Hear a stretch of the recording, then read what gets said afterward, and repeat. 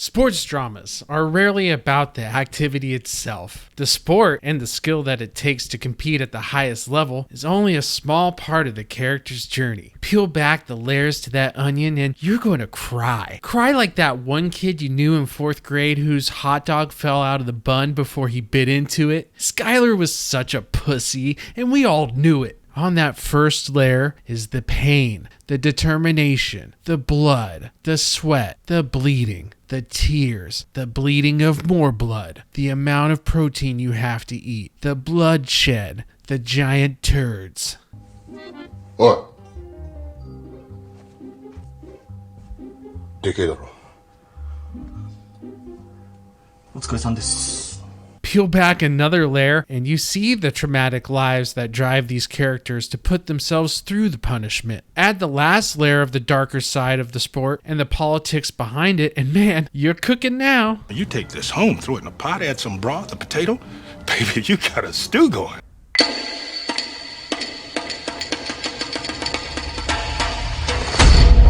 Sanctuary is a perfect example of using sports, in this case sumo wrestling, as a narrative tool to build complex, multi-layered characters and situations. Sumo is just as much of a religion as it is a sport, so immediately the title takes a multi-layered meaning. The dohyō, the name of the ring where a sumo wrestling match is held, is sacred and hollow ground. Contained inside this ring are traditions dating back to the year 23 BC, making sumo one of the oldest sports in world history. The stables where the wrestlers practice are more like churches than training grounds. Layers. Director Kan Eguchi and writer Tomoki Kanazawa opened the doors for a Western audience to peep inside the world of sumo. And to be honest with you, when I started watching the show, I knew nothing about sumo other than who E Honda was from Street Fighter. I mean, he slapped the other players around like they were bitches and flying torpedoed his head into his enemies, so he was pretty fucking badass in my book.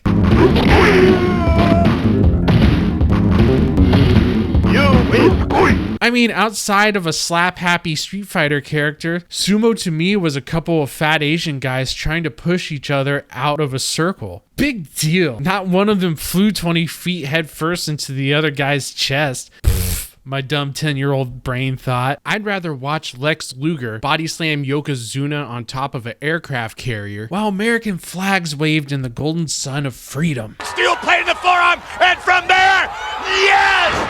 Yes! It was unbelievable!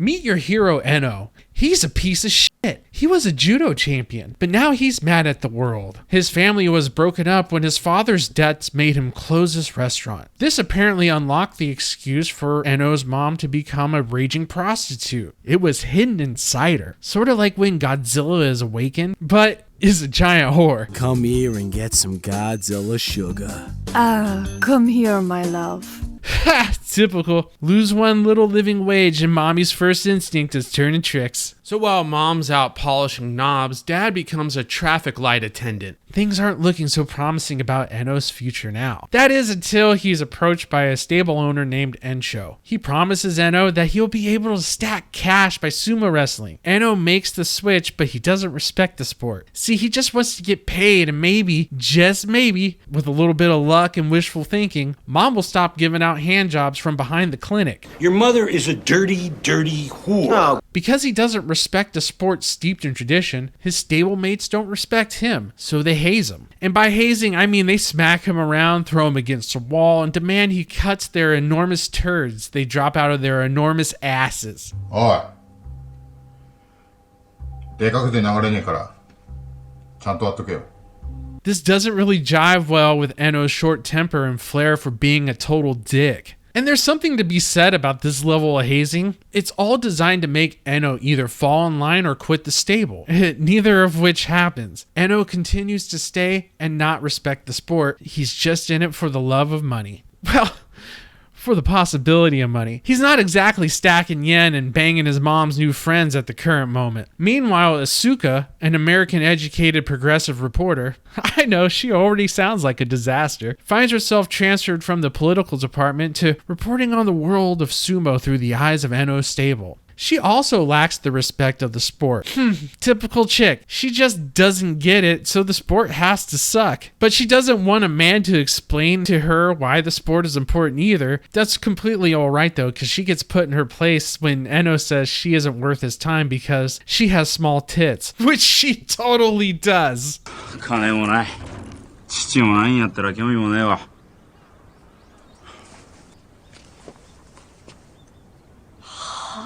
The reasons for her forced transfer from politics to sumo is a fairly ambiguous one, but she has an all-around disrespectful nature to her. Not only does she take a giant metaphorical dump on sumo, she also takes shits on her peers and even little poopy turds on her boss. Her and Enno are two lines ruled on the same piece of paper, you know what I mean? So naturally, when Asuka witnesses Enno's rebellion against his stablemates, she's drawn to him. He's a bad boy. Bitches love bad boys.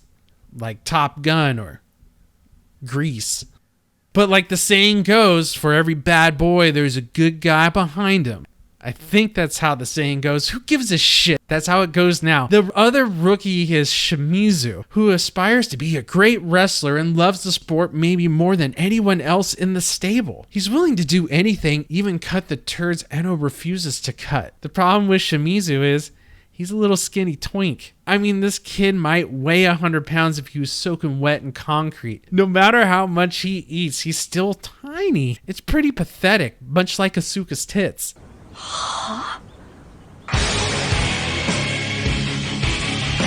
Enno continues to bully through life, pursuing his naive obsession with money. It is a delusion you come to find yourself empathizing with when his father is hospitalized and the bills start stacking.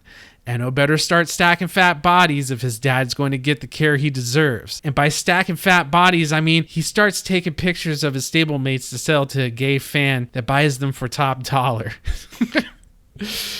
He also finds himself simping on a hostess who never gives him the puss, but he starts winning a couple matches. Cool. He finds himself a sponsor. Awesome. His sponsor throws money at him. Yes. His sponsor turns him into a circus sideshow of a whore. Fuck.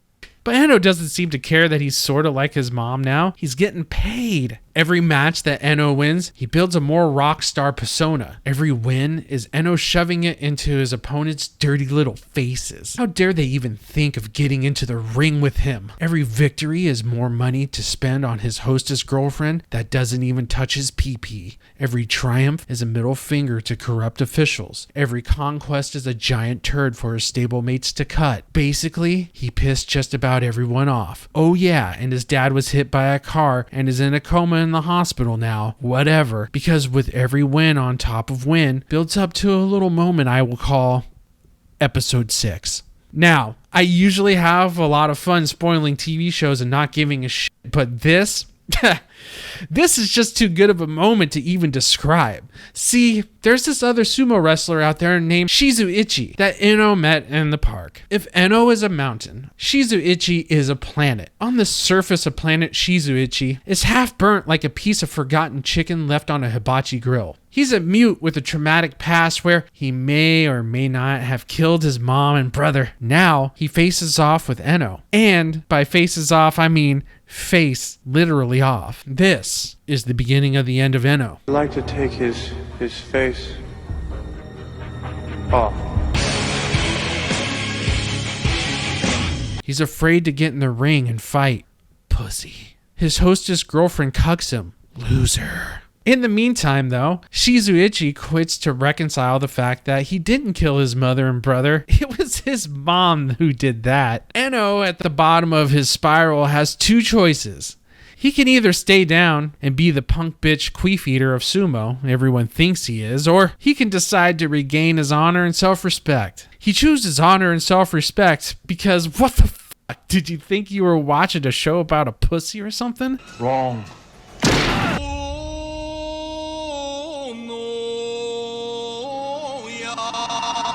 As a result, he begins to train harder than anyone else in his stable. He starts to enjoy the physical pain and suffering it takes to be the best. His sweat is that of the mighty tributaries of the Shinano River. He can feel his mental game change with each physical painful step, squat walking up an incline. He's getting stronger, not just in a tangible, semantic way, but also in his mind. His stablemates take notice and their mentality begins to shift as well. Not only do they begin to respect Enno, but they think of him as their leader. They fall in line behind him gradually in a montage. The mini-titty liberal reporter who shit on the sport of sumo begins to come around and see the beauty in it. Everyone in the show surrounding Enno is getting better because Enno is getting better. Damn, I just wish there was a movie I can draw parallels to this show to. Oh, absolutely. Shut up, Rocky. You're drooling in your lap again. Enno is ready to fight. He's squared away, ready to step into the arena. He's back, baby. So is Shizuichi. You see, the corrupt powers that be, who wanted to kick Enno out of sumo for good, could only get him suspended. Now that he's back, they want him to quit. So they match him up with the one guy who slapped his face off so bad, he pissed himself seeing his own reflection for about 6 months. The entire last episode builds up to this moment. Enno versus Shizuichi again. His father's listening to the match in his catatonic state, while Enno's mom is getting her tits filled up right next to him. Everything that Enno has built up again rests in this moment. He gets into the ring with Shizuichi. Both warriors get into their stance, staring deep into the eyes of their perfectly perfected opponent, filled with their entire lives leading up to this one moment of glorious combat and bloodshed. This is where the fat is going to roll like a vicious tsunami with the strength of the Pacific behind it. Their hands lift off the ground and that's where the season ends.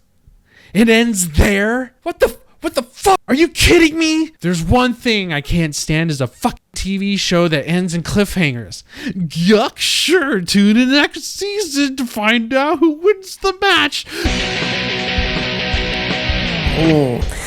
That wasn't so good. Playing their hit song, Try Again. Off the album.